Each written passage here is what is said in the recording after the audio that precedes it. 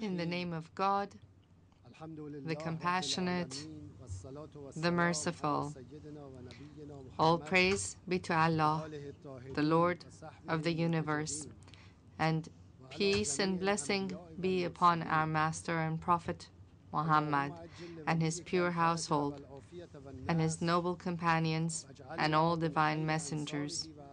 O God, hasten the arrival of Imam al-Mahdi and grant him good health and victory, and make us his followers and those who attest to his rightfulness. Mr. President, dear colleagues, ladies and gentlemen, I am grateful to the Almighty God who has granted me the opportunity to appear before this World Assembly once again.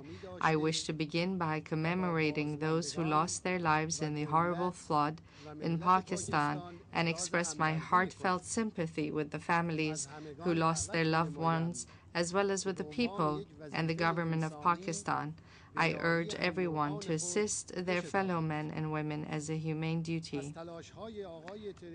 Allow me to thank His Excellency Mr. Ali Abdussalam Tareki, the President of the 64th session of the United Nations General Assembly, for all his efforts during his tenure.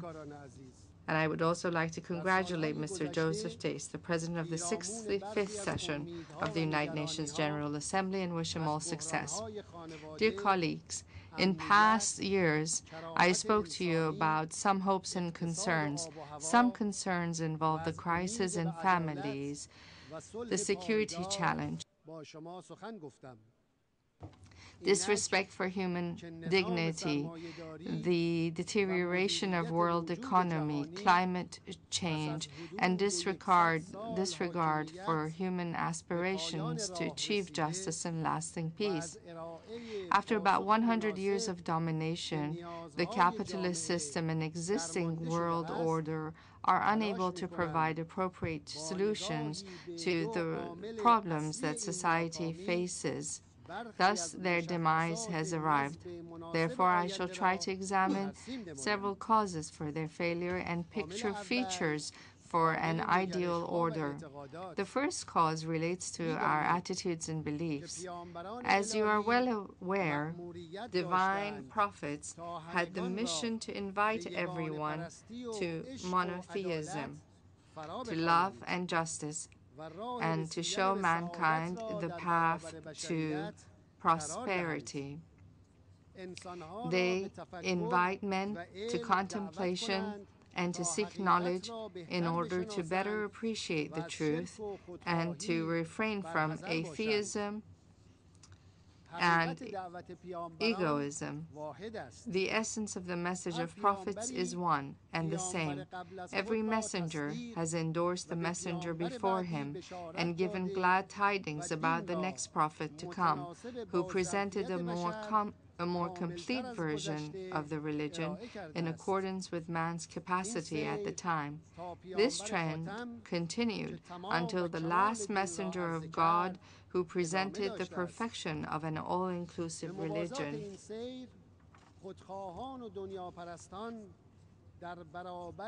In opposition to the call by the prophets, the egoists and greedy stood up against their clear call, revolting against their messages.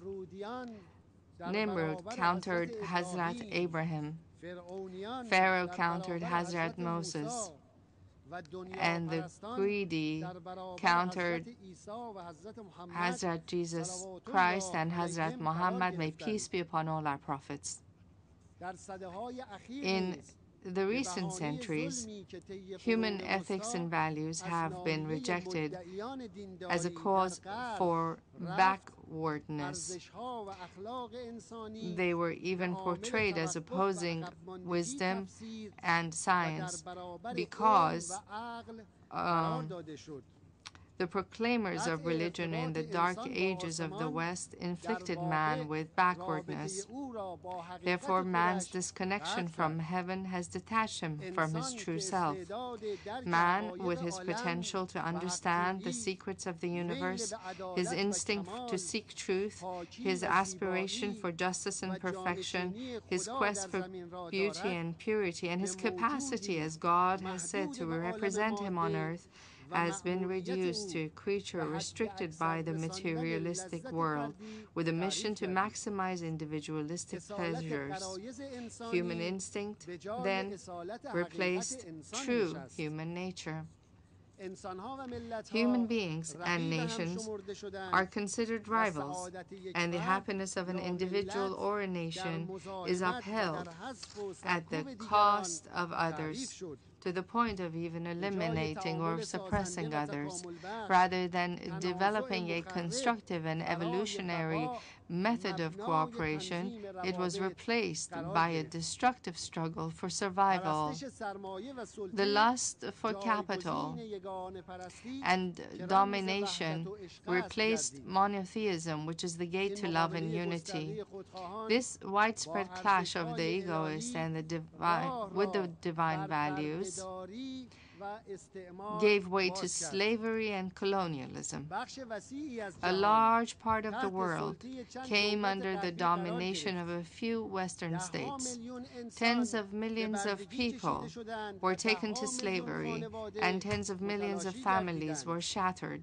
As a result, all the resources, the rights, and the cultures of the colonized nations were plundered. Lands were occupied, and indigenous people were humiliated and mass murdered.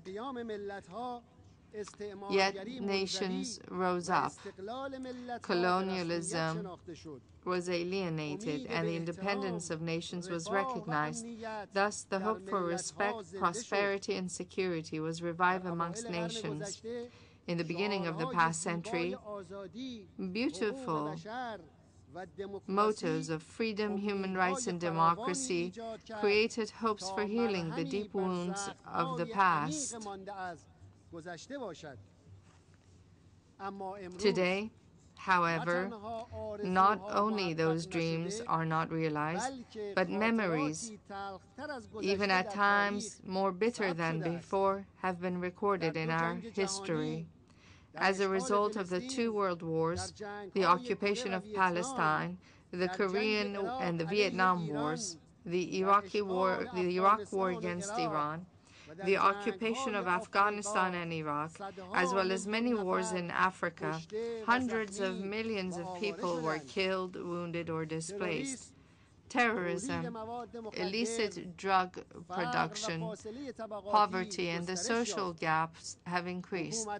The dictatorial and coup d'etat governments in Latin America committed unprecedented crimes with the support of the West. Instead of disarmament, the proliferation and stockpiling of nuclear, biological, and chemical weapons expanded, placing the world under a larger threat. As a result, apparently, the very same old goals of colonialists and the slave masters were pursued, but this time around with a new facade. The second cause for the failure of the existing world order and capitalism has to do with the current global management and its ruling structures. The League of Nations and after that the United Nations were established with the promise to bring about peace, security, and the realization of human rights, which in fact meant a global management. One can analyze the current system of governance of world affairs by examining three events. The first is the event of the 11th September 2001, which has indeed affected the entire world for almost a decade. We recall that at the time, suddenly, the news of an attack on the Twin Towers was broadcast, using numerous footages of the incident. Almost all governments and known figures that mattered strongly condemned this incident. But then a propaganda machine came into full force. It was implied that the whole world was now exposed to a huge danger, namely that of terrorism, and that the only way to save the world would be to deploy forces into Afghanistan. Eventually, Afghanistan and shortly thereafter, Iraq were occupied. Now, please take note. It was said that some 3,000 people were killed on September 11, for which we are all very saddened. Yet, up until now, in Afghanistan and Iraq, hundreds of thousands of people have been killed, millions wounded and displaced, and the conflict is still going on and expanding. In identifying those responsible behind the September 11 attacks, there were three viewpoints. First, that a very powerful and complex terrorist group, able to successfully cross all layers of the American intelligence and security, carried out the attack. This is the prevalent viewpoint, which has been supported mainly and advocated by American statesmen. Second, that some segments within the U.S. government orchestrated the attack to reverse the declining American economy and its grips on the Middle East in order to save the Zionist regime. The majority of the American people, as well as most nations and politicians around the world, agree with this view. Third, it was carried out by a terrorist group, but that the American government supported and took advantage of the situation. Apparently, this viewpoint has fewer proponents. The main evidence for this viewpoint links the incident with a few passports found in the huge volume of rubble and a video of an individual whose place of domicile was unknown, but it was announced that he had been involved in oil deals with some American officials. It was also covered up and said that due to the explosion and fire, no trace of suicide attackers was found. Regardless of each of these three viewpoints, there remain a few questions to be answered. First, would it not have been sensible that first a thorough investigation should have been conducted by independent groups to conclusively identify the elements involved in the attack and then map out a rational plan to take measures against them? Second, assuming the viewpoint of the American government, is it rational to launch a classic war through widespread deployment of troops that led to the death of hundreds of thousands of people to counter a terrorist group?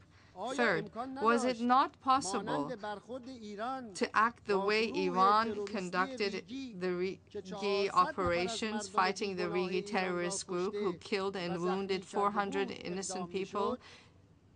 In the Iranian operation, no innocent person was harmed.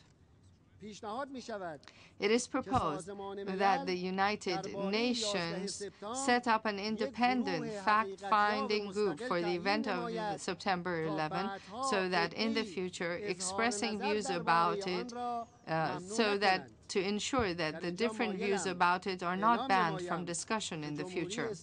I wish to announce here that next year, the Islamic Republic of Iran will host a conference to study terrorism and the means to confront it.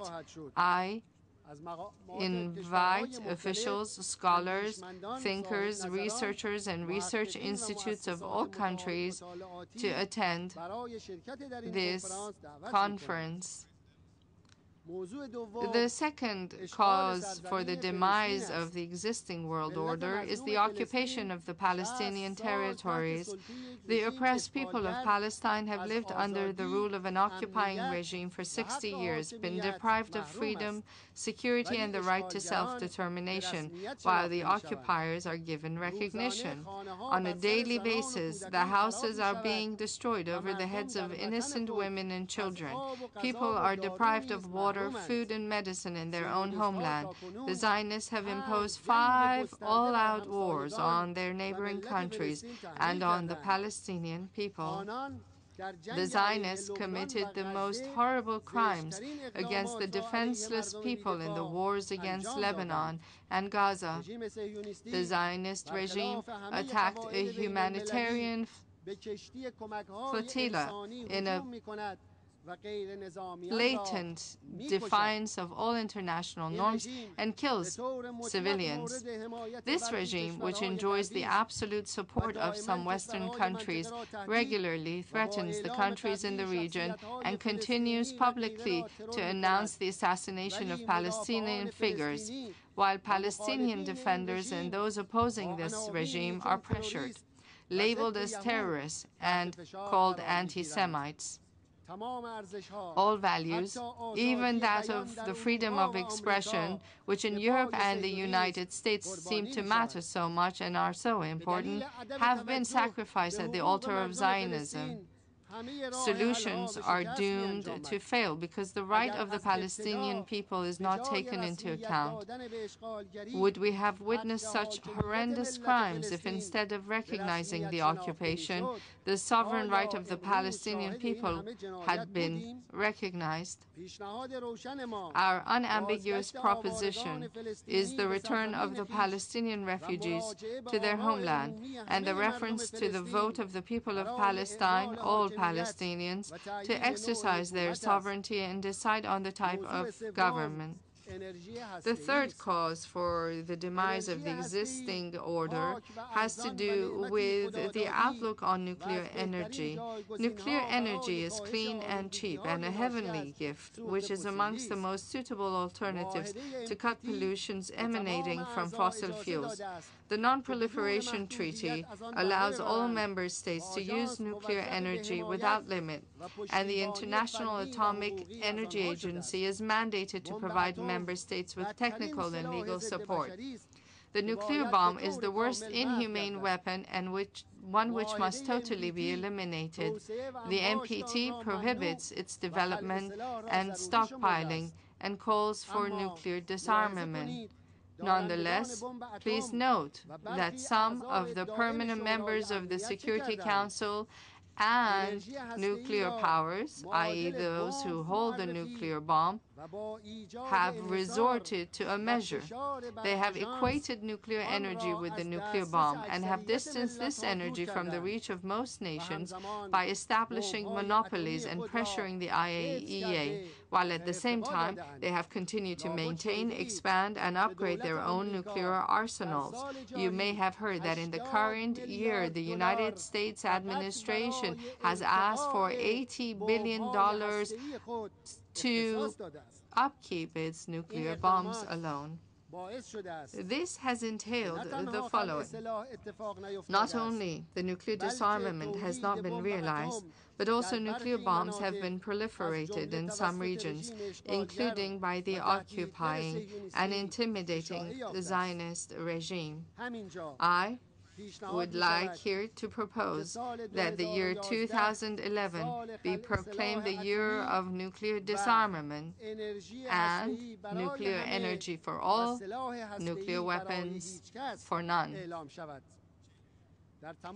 In all these cases, of course, I admit that the United Nations has been unable to take any effective course of action that has been viable or meaningfully viable. Unfortunately, in the decade proclaimed by it as the International Decade for the Culture of Peace, for example, hundreds of thousands were killed and injured as a result of war, aggression and occupation, and hostilities and antagonism having increased. Ladies and gentlemen, very recently the world witnessed an abhorrent and an inhumane act of burning the Holy Quran. The Holy Quran is the divine book and the eternal miracle of the Prophet of Islam. It calls for worshipping the one God, justice, compassion toward people, development and progress, reflection and thought, defense of the oppressed and resistance against oppressors, and it names with respect the previous messengers of God like Noah, Abraham, Isaac, Joseph, Moses, and Jesus Christ, may peace be upon all the prophets, and endorses them. They burned the Quran to burn all these truths and good judgments. However, the truth cannot be burned. Quran is eternal because God and truth are everlasting. This act and any other act which widens the gap and distances between nations is evil. We must wisely avoid playing into the hands of Satan. On behalf of the Iranian nation, I pay respect to all divine books and their followers. This is the Quran, and this is the Bible. We pay respect to both books, as both are dear to us. Dear friends, esteemed friends, for years, the inefficiency of capitalism and the existing world management structures have been exposed enough for us to understand what they mean.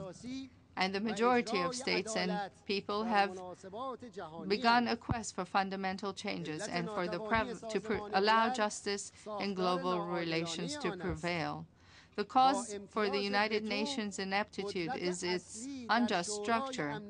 Major powers have monopolized the Security Council due to their veto privilege and sidelined the General Assembly, which is the main pillar of the organization.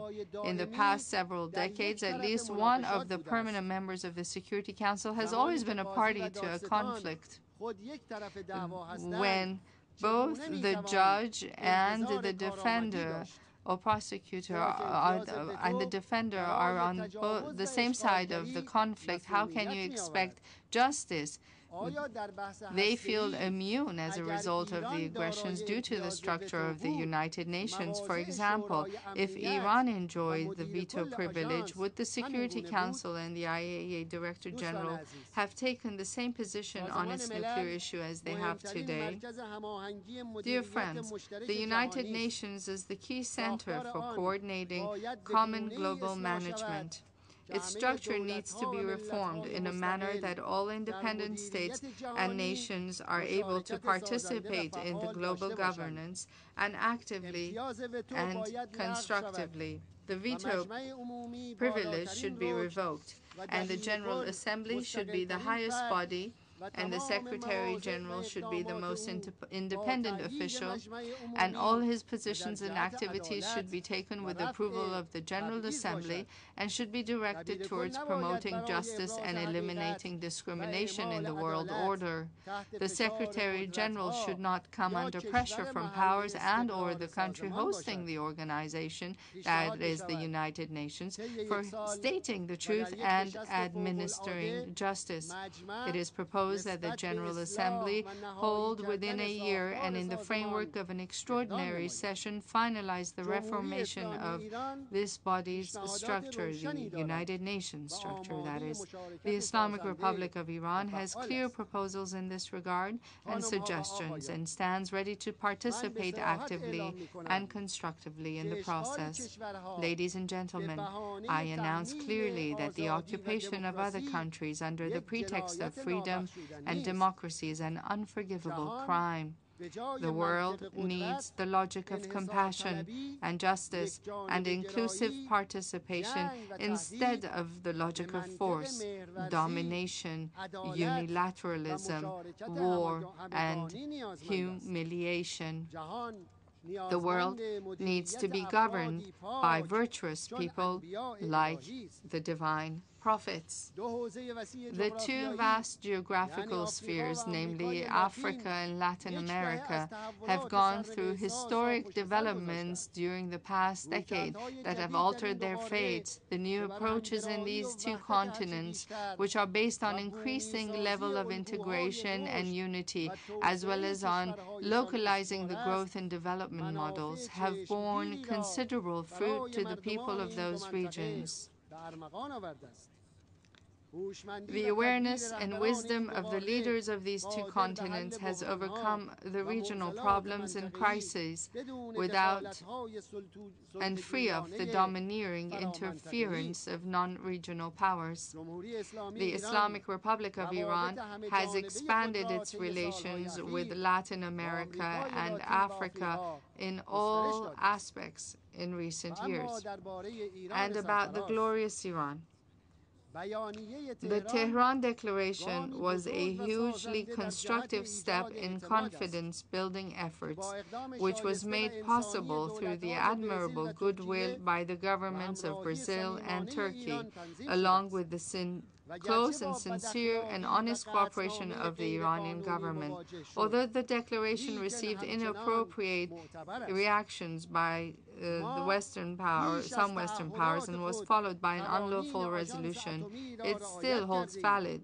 We have observed the regulations of the IAEA more than our commitments, yet we have never submitted to illegally impose pressures, nor will we ever do so.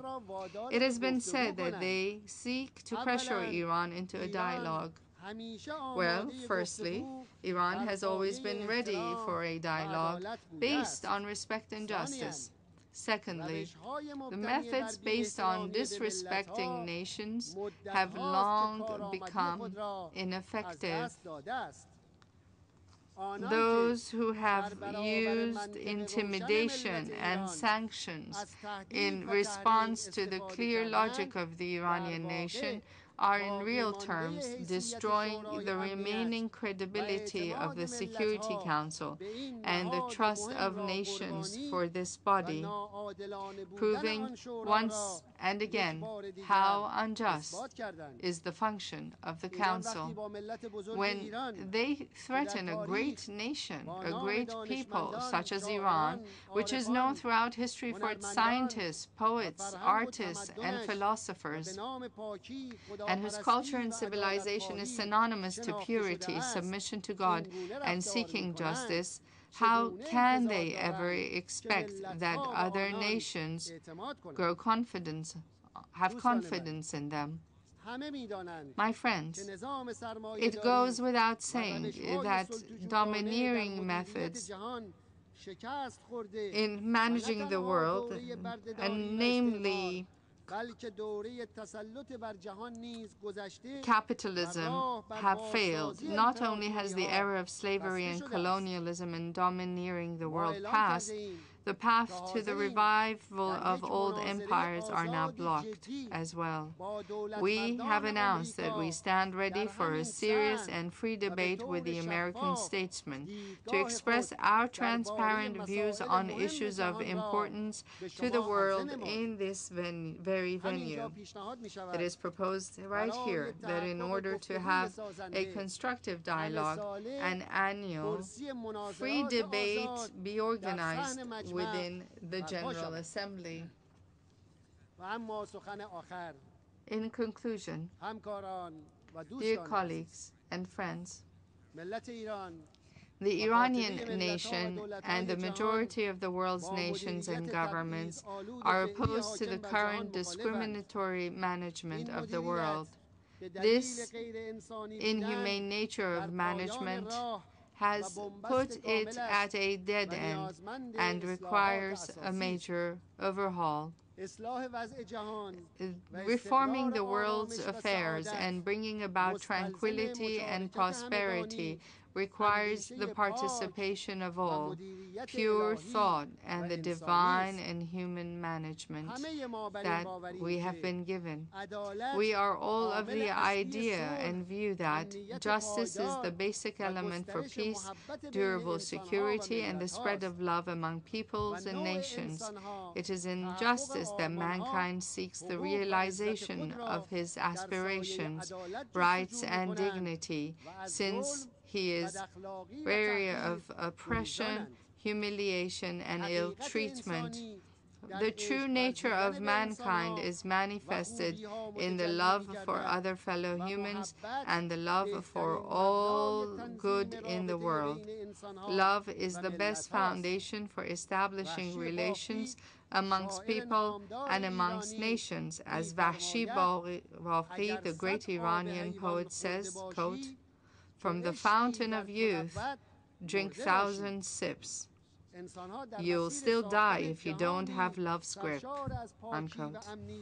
In making a world full of purity, safety, and prosperity, people are not rivals but companions.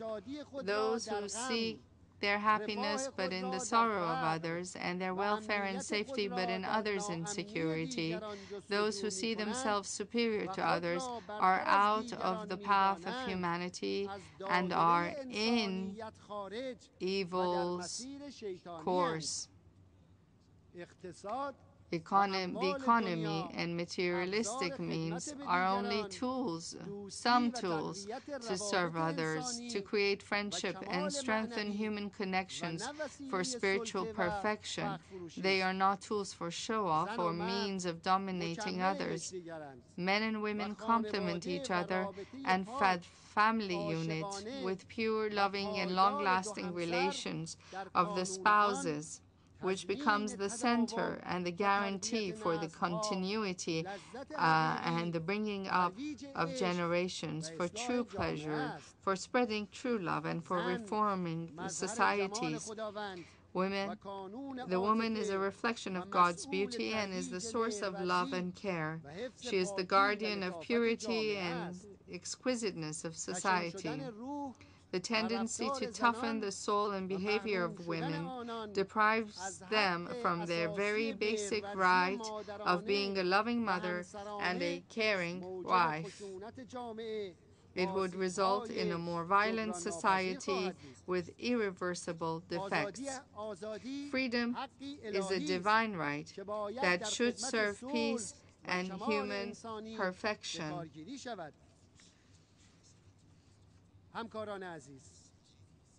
Dear colleagues, pure thoughts and the will of the righteous are keys to the gates of a pure life full of hope, liveliness, and beauty.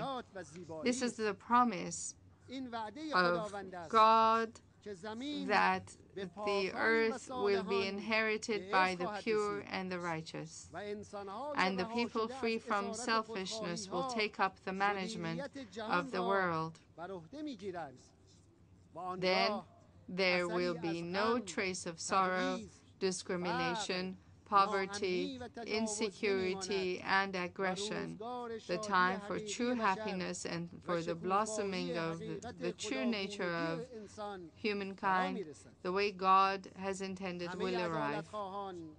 All those seeking justice and all the free spirits have been waiting for this moment and have promised such glorious times. The complete human, the true servant of God and the true friend of mankind, whose father was from the generation of the beloved Prophet of Islam and whose mother was from the true believers of the Jesus Christ, shall wait along with Jesus, the Son of Mary, and the other righteous to appear on those brilliant days and assist humanity in welcoming them. We should join ranks and seek justice as would be befitting of men. Praise to love and worship. Praise to justice and freedom. Praise to the true humanity, the complete human, the true companion of humankind, and peace be upon you and all the righteous and the pure. Wassalamu alaikum wa rahmatullah. Thank you very much.